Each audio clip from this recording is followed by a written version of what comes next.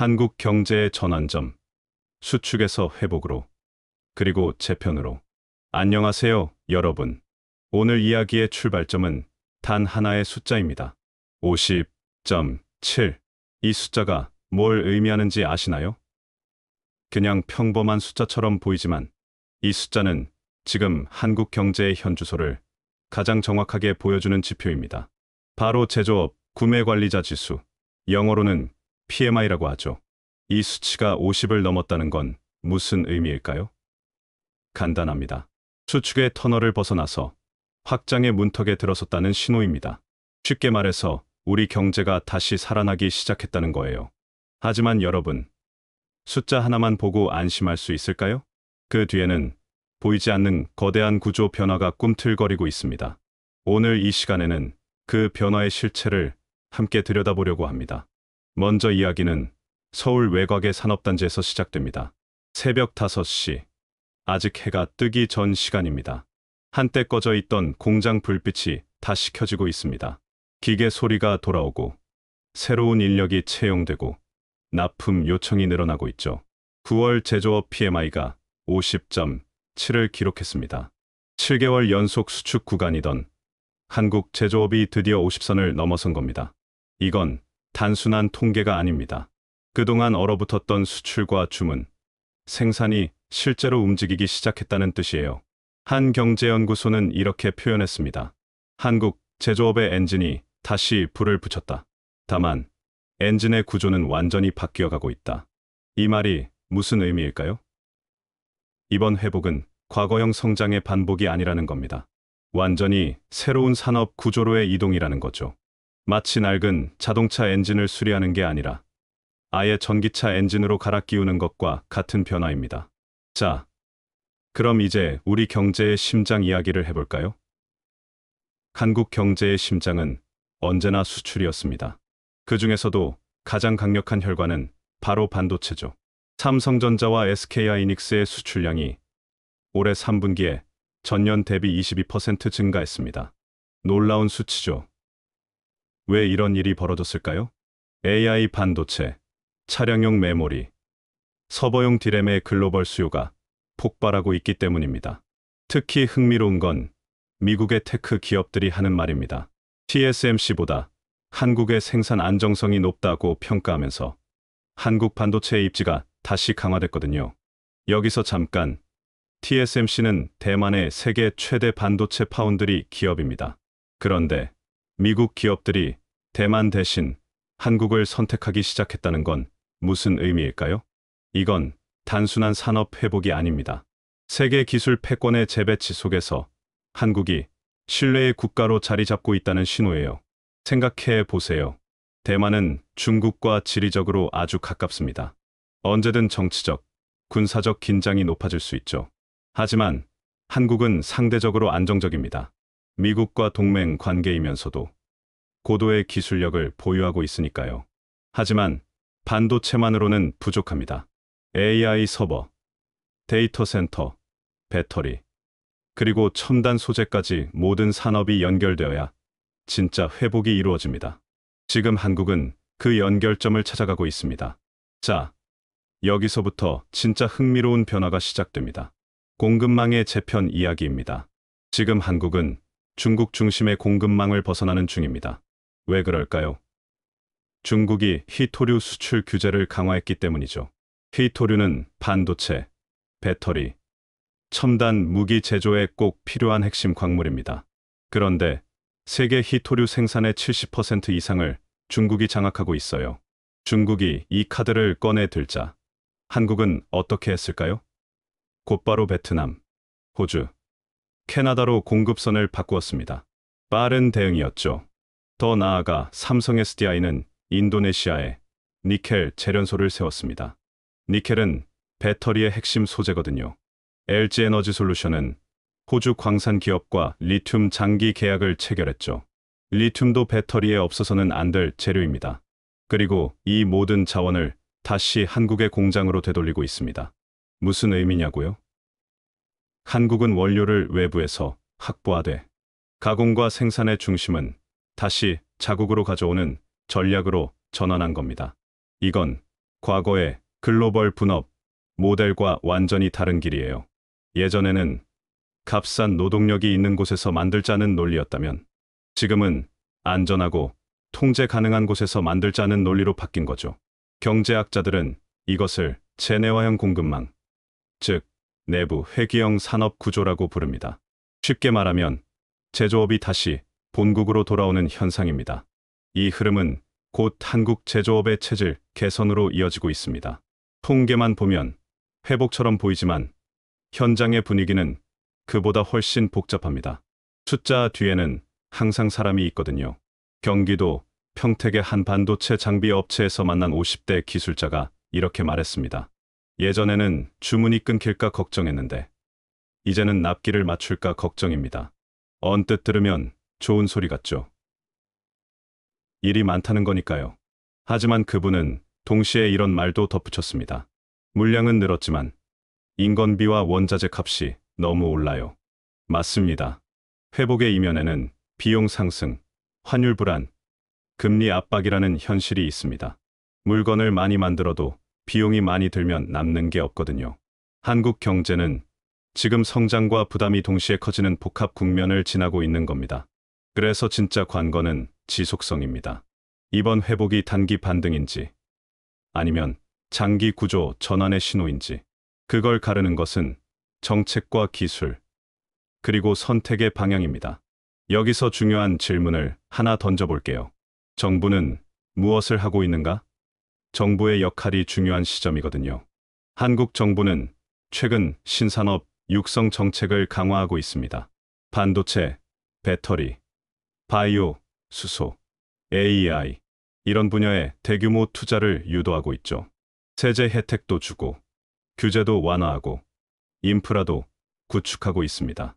특히 국가첨단전략산업법이라는 게 있습니다. 이름이 좀 어렵죠. 간단히 말하면 첨단 산업에 대한 투자를 파격적으로 지원하는 법입니다. 기업이 반도체 공장을 짓거나 배터리 연구소를 만들면 세금을 깎아주고 토지 확보도 도와주고 인력 양성도 지원하는 거예요. 이런 정책들이 효과를 보고 있습니다. 실제로 삼성전자는 경기도 용인에 450조 원 규모의 반도체 클러스터를 건설하고 있고 SK하이닉스는 용인과 청주에 대규모 투자를 진행 중입니다. 하지만 여기에도 문제는 있습니다. 투자는 늘었는데 사람이 부족하다는 거예요. 반도체 전문 인력, AI 개발자, 배터리 엔지니어, 이런 고급 인력을 구하기가 하늘의 별 따기입니다. 그래서 정부는 대학과 협력해서 관련 학과를 늘리고 외국 인재를 유치하는 정책도 추진하고 있습니다. 하지만 사람을 키우는 데는 시간이 걸립니다. 당장 내일 전문가가 되는 게 아니니까요. 이제 산업은 더 이상 경제 영역에만 머물지 않습니다. 기술이 외교가 되고 공급망이 국방이 되는 시대입니다. 한국은 최근 미국, EU, 인도 등과 핵심 광물 파트너십 협약을 확대하고 있습니다. 무슨 의미냐고요? 서로 중요한 광물을 안정적으로 공급받기 위해 협력하자는 겁니다. 그 배경에는 중국 리스크뿐만 아니라 한국 기술의 협상력 상승이 있습니다. AI 반도체, 배터리, 수소, 전력망, 기술 등 이 모든 분야에서 한국은 대체 불가능한 파트너로 떠오르고 있죠. 생각해 보세요. 미국이 전기차 산업을 키우려면 배터리가 필요합니다. 그런데 배터리를 가장 잘 만드는 나라가 한국이에요. 유럽이 탄소 중립을 달성하려면 수소 기술이 필요한데 한국이 그 분야에서도 앞서 있고요. 이건 단순한 무역 전략이 아니라 산업을 기반으로 한 생존 전략입니다. 경제학자들은 이것을 테크노 디플로머시, 즉 기술 외교라고 부릅니다. 과거에는 석유가 국력이었다면 지금은 기술이 국력입니다. 한국은 그 기술을 가지고 있고 그걸 무기로 외교를 펼치고 있는 거예요. 자, 이제 숫자로 한번 정리해 볼까요? 지표를 보면 현재 상황이 더 명확해집니다. 제조업 PMI는 50.7입니다. 수축에서 확장으로 전환했다는 의미죠. 수출 증가율은 플러스 7.8%입니다. 작년보다 수출이 늘었다는 뜻입니다. 반도체 수출 비중은 전체 수출의 22%를 차지합니다. 여전히 반도체가 우리 수출의 핵심이라는 거예요. 환율은 1360원대 안정세를 유지하고 있습니다. 급격한 변동 없이 안정적이라는 의미입니다. 소비자 물가 상승률은 2.3%로 안정 구간에 진입했습니다. 물가가 너무 빨리 오르지 않는다는 좋은 신호입니다. 이 숫자들은 모두 한 방향을 가리키고 있습니다. 회복. 그러나 재편 중. 지금의 회복은 과거의 정상으로 돌아가는 것이 아니라 미래의 새로운 구조로 나아가는 과정입니다. 미국의 경제학자 조너선 로제는 이렇게 말했습니다. The old economy is dying quietly. The new one is building itself silently. 옛 경제는 조용히 죽어가고 새로운 경제는 조용히 자신을 세우고 있다. 한국이 바로 그 조용한 현장의 중심에 서 있습니다. 그렇다면 구체적으로 어떤 산업들이 변화하고 있을까요? 하나씩 살펴보겠습니다. 첫 번째, 자동차 산업입니다. 한국은 전통적으로 자동차 강국이었습니다. 현대차와 기아가 세계 시장에서 높은 점유율을 차지하고 있죠. 하지만 지금은 전기차 시대입니다. 현대차 그룹은 전기차 전용 플랫폼 EGMP를 개발했고 아이오닉 시리즈로 좋은 반응을 얻고 있습니다. 특히 미국 시장에서 인기가 높아요. 기아의 EV6도 유럽에서 올해의 차로 선정될 정도로 인정받고 있고요. 하지만 중국 전기차 업체들의 추격이 만만치 않습니다. BYD 같은 중국 업체들이 가격 경쟁력을 앞세워 빠르게 시장을 잠식하고 있거든요. 한국 자동차 산업은 지금 기술력과 브랜드 가치로 승부를 걸어야 하는 시점입니다. 두 번째, 조선 산업입니다. 한국 조선업이 다시 살아나고 있습니다. 특히 LNG, 운반선과 친환경 선박 분야에서 한국은 세계 1위입니다. 탄소 중립 시대가 오면서 친환경 선박의 수요가 폭발하고 있습니다. 암모니아 추진선, 수소 연료선 같은 미래형 선박을 개발하는데 한국 조선사들이 앞서 있어요. 최근 몇 년간 수주 잔량이 크게 늘어났고 조선소마다 일감이 넘쳐나고 있습니다. 하지만 여기에도 문제는 있습니다. 숙련 인력 부족과 자재비 상승이 발목을 잡고 있거든요. 조선업은 노동 집약적 산업이라 사람이 정말 중요한데 젊은 인력이 조선소로 오지 않는 게 큰 고민입니다. 세 번째, 바이오 헬스 산업입니다. 코로나19를 겪으면서 바이오 산업의 중요성이 극명하게 드러났죠. 한국도 이 분야에서 빠르게 성장하고 있습니다. 삼성바이오로직스는 세계 최대 규모의 바이오 의약품 위탁 생산 업체가 되었습니다. 셀트리온은 바이오 시밀러 분야에서 글로벌 톱3에 들어갑니다. SK바이오사이언스는 코로나 백신 개발과 생산으로 기술력을 입증했고요. 앞으로 고령화가 진행되면 바이오 산업의 중요성은 더욱 커질 것입니다. 한국은 이 분야에서도 경쟁력을 확보해 나가고 있습니다. 네 번째, AI와 소프트웨어 산업입니다. 한국은 하드웨어는 강하지만 소프트웨어는 약하다는 평가를 받아왔습니다. 하지만 최근 변화의 조짐이 보입니다. 네이버와 카카오 같은 플랫폼 기업들이 AI 기술 개발에 박차를 가하고 있고 수많은 스타트업들이 AI, 빅데이터, 클라우드 분야에서 혁신을 만들어내고 있습니다. 정부도 AI 반도체 개발에 대규모 예산을 투입하고 있습니다. 삼성전자와 SK하이닉스가 AI 전용 반도체를 개발하면서 하드웨어와 소프트웨어가 결합된 시너지 효과를 기대할 수 있게 됐죠. 다섯 번째, 방위산업입니다. 한국이 세계 4위 무기 수출국이 되었다는 사실 알고 계셨나요? K9 자주포, K2 전차, FA-50 전투기 등 한국산 무기가 세계 시장에서 인기를 끌고 있습니다. 특히 폴란드, 호주, 사우디아라비아 같은 나라들이 한국 무기를 대량으로 구매하고 있어요. 성능도 좋고 가격도 합리적이라는 평가를 받고 있거든요. 방위산업은 단순히 무기를 파는 것이 아니라 국가 간 전략적 파트너십을 만드는 수단입니다. 한국이 무기를 수출한다는 것은 그만큼 국제사회에서 신뢰받는 나라가 되었다는 의미이기도 합니다. 자, 이렇게 5가지 산업을 살펴봤습니다. 반도체, 자동차, 조선, 바이오, AI와 방위산업. 이 모든 분야에서 한국은 변화하고 있습니다. 단순히 회복이 아니라 구조 자체가 바뀌고 있는 거예요. 하지만 여기서 우리가 놓치지 말아야 할 게 있습니다. 바로 중소기업의 상황입니다. 대기업들은 글로벌 시장에서 활약하고 있지만 중소기업들은 여전히 어렵습니다. 자금 조달이 어렵고 인력 구하기도 힘들고 대기업에 비해 기술 개발 여력도 부족합니다. 특히 고금리 상황이 중소기업에게는 큰 부담입니다. 돈을 빌리는 데 드는 이자가 너무 높아서 투자를 망설이게 되거든요. 정부가 중소기업 지원 정책을 펼치고 있지만 현장에서 체감하는 효과는 아직 미미합니다. 또 하나 중요한 문제는 지역 간 격차입니다. 수도권은 경제가 활발하지만 지방은 여전히 침체되어 있습니다. 젊은 인구는 계속 서울로 몰리고 지방 도시들은 고령화와 공동화로 고통받고 있죠. 이런 문제들을 해결하지 않으면 아무리 대기업이 잘해도 사회 전체의 행복은 높아지지 않습니다. 균형 있는 발전이 필요한 이유입니다. 그렇다면 앞으로 한국 경제는 어디로 가게 될까요?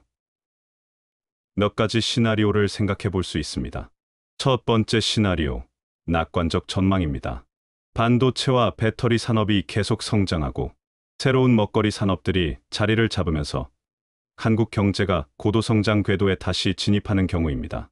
이 경우 2030년쯤 한국은 1인당 GDP 5만 달러를 넘어서고 세계 5위권 경제 대국으로 올라설 수 있습니다. 기술 강국이자 선진국으로서의 위상도 더욱 확고해지겠죠. 두 번째 시나리오, 중도적 전망입니다. 성장은 하지만 속도가 더디고 구조 개혁도 더디게 진행되는 경우입니다. 대기업과 중소기업의 격차, 수도권과 지방의 격차가 계속 벌어지면서 사회적 갈등이 커질 수 있습니다. 이 경우 경제 성장률은 연 2% 내외로 낮아지고 사회 불안정성이 높아질 위험이 있습니다. 세 번째 시나리오, 비관적 전망입니다. 글로벌 경제 위기가 다시 오거나 미중 갈등이 극단으로 치닫거나 한국이 기술 경쟁에서 뒤처지는 경우입니다. 이 경우 한국 경제는 장기 침체에 빠질 수 있습니다. 일본의 잃어버린 30년처럼 성장이 멈추고 활력을 잃는 상황이 올 수도 있죠. 어떤 시나리오가 현실이 될까요? 그건 지금 우리가 어떤 선택을 하느냐에 달려 있습니다. 정부의 정책, 기업의 투자, 그리고 국민 개개인의 노력이 모두 중요합니다. 2025년의 한국 경제는 요란하지 않습니다. 주가가 폭등하지도 환율이 급변하지도 않죠. 하지만 안으로는 거대한 변화가 진행 중입니다. 기술, 공급망, 사람, 정책, 이 내출이 다시 짜이고 있습니다. 그게 바로 한국 경제의 진짜 회복입니다. 빠른 성장의 시대는 끝났지만 강한 성장의 시대가 시작됐다. 이 말이 무슨 뜻인지 이제 이해가 되시나요? 과거에는 모든 것이 빨랐습니다.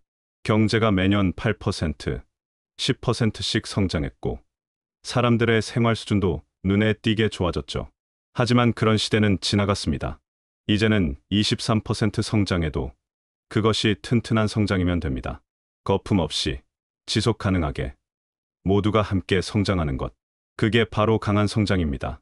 여러분, 지금 우리가 보고 있는 이 변화의 맥박을 눈으로만 보지 마세요. 귀로 듣고 마음으로 느껴야 합니다. 저는 이 방송을 준비하면서 여러 공장과 연구소를 방문했습니다. 새벽부터 밤늦게까지 일하는 사람들을 만났습니다. 그들의 얼굴에는 피곤함도 있었지만 동시에 희망도 보였습니다. 우리가 만드는 제품이 세계 최고다. 우리 기술이 세계를 바꾼다는 자부심을 가진 사람들이었습니다. 그 자부심이 바로 한국 경제의 진짜 힘입니다. 통계와 지표도 중요하지만 결국 경제를 움직이는 건 사람입니다. 공장에서 땀 흘리는 노동자, 연구실에서 밤을 새는 과학자, 사무실에서 전략을 짜는 경영자, 그리고 매일 성실하게 일하는 평범한 직장인들. 이 모든 사람들이 한국 경제를 만들어가고 있습니다. 제가 만난 한 중소기업 사장님은 이런 말씀을 하셨습니다. 솔직히 요즘도 쉽지 않아요. 원자재 값은 오르고 인건비도 오르고 금리도 높고. 하지만 포기할 순 없잖아요. 우리 직원들이 있고 우리 제품을 믿고 기다리는 고객들이 있으니까요. 이 말이 제 가슴을 울렸습니다. 경제 회복이라는 거창한 말 뒤에는 이렇게 하루하루 버티고 싸우는 사람들이 있다는 것을 우리는 잊지 말아야 합니다. 자, 이제 우리 경제가 직면한 과제들을 정리해 볼까요? 첫 번째 과제는 인구 문제입니다. 한국은 세계에서 가장 빠르게 늙어가는 나라입니다. 출산율은 세계 최저 수준이고 고령화는 급속도로 진행되고 있습니다. 이게 왜 문제냐고요? 일할 사람이 줄어들기 때문입니다. 지금도 많은 산업 현장에서 인력 부족을 호소하고 있는데 앞으로는 더 심해질 겁니다. 또한 고령 인구를 부양하는 비용도 계속 늘어나겠죠. 이 문제를 해결하려면 여러 방안이 필요합니다. 출산율을 높이는 정책, 여성과 고령자의 경제활동 참여를 늘리는 정책, 외국 인력을 적극 활용하는 정책, 그리고 자동화와 AI를 통해 생산성을 높이는 방안 등입니다. 두 번째 과제는 양극화 문제입니다. 대기업과 중소기업의 격차, 정규직과 비정규직의 격차, 수도권과 지방의 격차가 점점 벌어지고 있습니다. 이런 격차는 단순히 경제 문제가 아니라 사회 문제로 이어집니다. 좌절감과 분노가 쌓이고 사회 통합이 어려워집니다. 경제가 성장해도 국민이 행복하지 않다면 무슨 의미가 있을까요? 양극화를 줄이기 위해서는 공정한 기회의 제공, 교육과 복지의 확대, 중소기업 지원 강화 등 다양한 정책이 필요합니다. 그리고 무엇보다 사회 구성원들의 합의와 협력이 필요합니다. 세 번째 과제는 기후변화와 환경 문제입니다. 탄소 중립은 선택이 아니라 필수가 되었습니다. 2050년까지 탄소 배출을 제로로 만들어야 한다는 국제적 약속을 한국도 했습니다. 하지만 이게 쉬운 일이 아닙니다. 한국 경제는 여전히 제조업 중심이고 에너지를 많이 쓰는 구조입니다. 석탄, 화력 발전도 많고요. 이 모든 걸 친환경으로 바꾸려면 엄청난 비용과 노력이 필요합니다. 그래도 해야 합니다. 기후변화는 더 이상 미룰 수 없는 문제이고 국제사회의 압력도 점점 강해지고 있습니다. 친환경으로 전환하지 않으면 수출길이 막힐 수도 있습니다. 재생에너지 확대, 전기차 보급, 탄소 포집 기술 개발 등 다양한 노력이 진행되고 있습니다. 힘들지만 반드시 가야 할 길입니다. 네 번째 과제는 국제 정세의 불확실성입니다. 미중 갈등, 러시아 우크라이나 전쟁, 중동의 불안정 등 세계는 여전히 혼란스럽습니다. 한국은 무역 의존도가 높은 나라입니다. 수출로 먹고 사는 나라라는 뜻이죠. 그래서 국제 정세가 불안하면 우리 경제도 직접적인 영향을 받습니다. 특히 미국과 중국 사이에서의 선택은 한국에게 가장 어려운 문제입니다. 안보는 미국에 의존하고 경제는 중국과 밀접하게 연결되어 있으니까요. 양쪽 모두를 만족시키기는 불가능에 가깝습니다. 전략적 모호성을 유지하면서도 핵심 이익은 지켜내는 외교가 필요합니다. 쉽지 않은 줄타기지만 한국은 그동안 이런 상황을 잘 헤쳐왔습니다. 앞으로도 슬기롭게 대응할 수 있을 거라 믿습니다. 다섯 번째 과제는 기술 혁신의 지속입니다.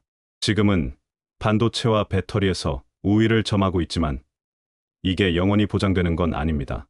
중국은 막대한 자금을 쏟아부어 기술을 따라잡고 있고 미국과 유럽도 자국 산업을 보호하기 위해 각종 규제와 지원책을 쏟아내고 있습니다. 한국이 계속 앞서가려면 끊임없이 혁신해야 합니다.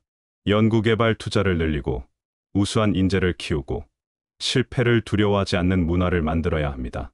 정부와 기업, 대학이 협력해서 혁신 생태계를 구축해야 합니다.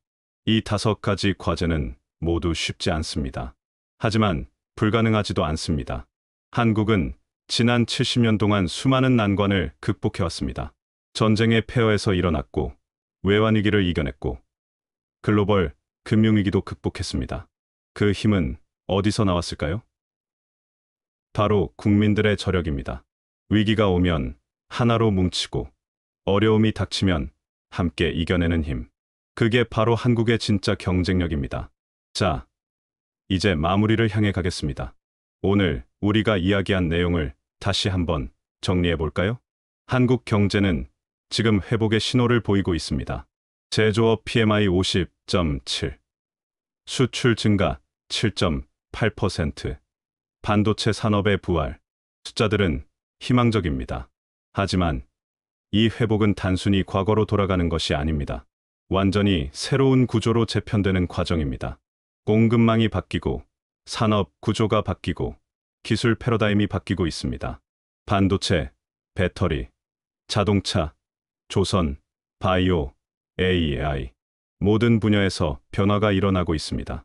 한국은 그 변화의 중심에 서 있습니다. 물론, 과제도 많습니다. 인구 문제, 양극화, 기후변화, 국제 정세, 기술 혁신. 해결해야 할 숙제들이 산적해 있습니다. 하지만 저는 낙관합니다. 왜냐하면 한국은 언제나 위기를 기회로 바꿔왔기 때문입니다. 그리고 지금도 수많은 사람들이 묵묵히 자기 자리에서 최선을 다하고 있기 때문입니다. 여러분, 경제 회복이라는 말이 추상적으로 느껴지나요? 그렇다면 이렇게 생각해 보세요. 어제보다 오늘 조금 더 나아지는 것, 오늘보다 내일 조금 더 희망적인 것, 작은 변화들이 모여서 큰 변화를 만드는 것, 그게 바로 진짜 회복입니다. 공장의 불빛이 하나둘 켜지고, 일자리가 하나둘 늘어나고, 사람들의 표정이 조금씩 밝아지는 것, 그 작은 변화들이 모여서 결국 한국 경제 전체를 바꿀 것입니다. 제가 이 방송을 준비하면서 가장 인상 깊었던 장면이 있습니다. 경기도 어느 공장의 새벽 풍경이었습니다. 해가 뜨기 전 어둠 속에서 공장 불빛이 하나둘 켜지기 시작했습니다. 그리고 노동자들이 하나둘 출근했습니다. 피곤한 얼굴이었지만 그들은 묵묵히 자기 자리로 향했습니다. 기계가 돌아가기 시작했고 생산 라인이 움직이기 시작했습니다. 그렇게 하루가 시작되었습니다. 특별할 것 없는 평범한 하루의 시작이었습니다. 하지만 바로 그 평범함 속에 한국 경제의 진짜 힘이 있습니다. 매일매일 성실하게 일하는 사람들. 그들이 바로 한국 경제의 주인공입니다. 통계청의 숫자도 중요하고, 정부의 정책도 중요하고, 대기업의 전략도 중요합니다. 하지만 가장 중요한 건 바로 사람입니다. 여러분 한 사람 한 사람이 바로 한국 경제입니다. 여러분이 성실하게 일하고, 정직하게 사업하고, 열심히 공부하고, 혁신을 두려워하지 않을 때 한국 경제는 계속 성장합니다. 그래서 저는 오늘 이 방송을 들으시는 모든 분들께 박수를 보내고 싶습니다. 여러분이 바로 한국 경제 회복의 주역입니다. 2025년 한국 경제는 조용합니다. 요란하지 않습니다. 하지만 그 조용함 속에서 거대한 변화가 일어나고 있습니다. 빠른 성장의 시대는 끝났지만 강한 성장의 시대가 시작됐다. 이 말을 다시 한번 기억해 주세요. 우리는 더 이상 눈에 보이는 숫자에만 집착하지 않습니다. 이제는 지속 가능성을 생각하고 모두가 함께 잘 사는 사회를 꿈꿉니다. 그게 바로 성숙한 경제의 모습입니다. 한국은 이미 선진국입니다. 이제는 선진국답게 행동해야 할 때입니다. 단순히 경제 규모가 크다고 선진국이 아닙니다. 사회 구성원들이 서로를 배려하고 환경을 생각하고 미래 세대를 생각할 때 진짜 선진국이 됩니다. 그 길은 쉽지 않습니다. 하지만 한국은 해낼 수 있습니다. 우리는 불가능을 가능으로 만들어 온 민족입니다. 아무것도 없는 땅에서 반도체 강국을 만들었고 전쟁의 폐허에서 세계 10위권 경제 대국을 만들었습니다. 이제는 경제 대국을 넘어 존경받는 나라, 신뢰받는 나라, 함께하고 싶은 나라가 될 차례입니다. 여러분, 오늘 공장의 불빛은 다시 켰습니다.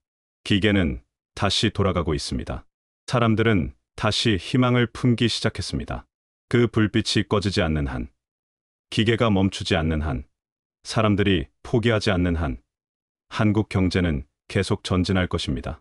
제조업 PMI 50.7. 단순한 숫자처럼 보이지만 그 숫자 뒤에는 수많은 사람들의 땀과 눈물, 그리고 희망이 담겨 있습니다. 수출 증가율 7.8%. 이 숫자 뒤에는 세계 시장을 누비는 한국 기업들의 치열한 경쟁과 노력이 있습니다. 반도체 수출 비중 22%. 이 숫자 뒤에는 반도체 기술자들의 밤샘 연구와 혁신이 있습니다. 모든 숫자에는 이야기가 있습니다. 그리고 그 이야기의 주인공은 바로 여러분입니다. 이제 이 방송을 마무리할 시간입니다. 하지만 한국 경제의 이야기는 계속됩니다. 내일도, 모레도, 앞으로도 계속될 것입니다.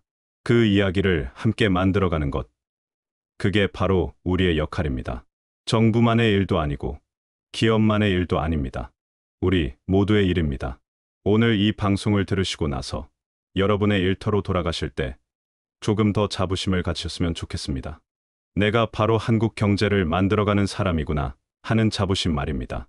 그리고 주변 사람들에게도 격려의 말을 건네주세요. 우리 힘내자.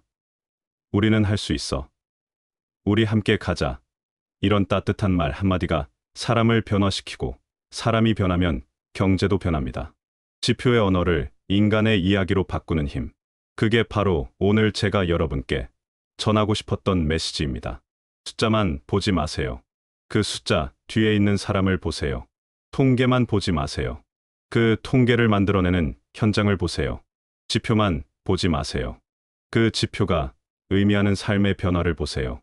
그때 비로소 경제가 살아 숨쉬는 생명체로 느껴질 것입니다. 그리고 우리가 그 생명체의 일부라는 것을 깨닫게 될 것입니다. 여러분, 긴 시간 함께 해주셔서 감사합니다.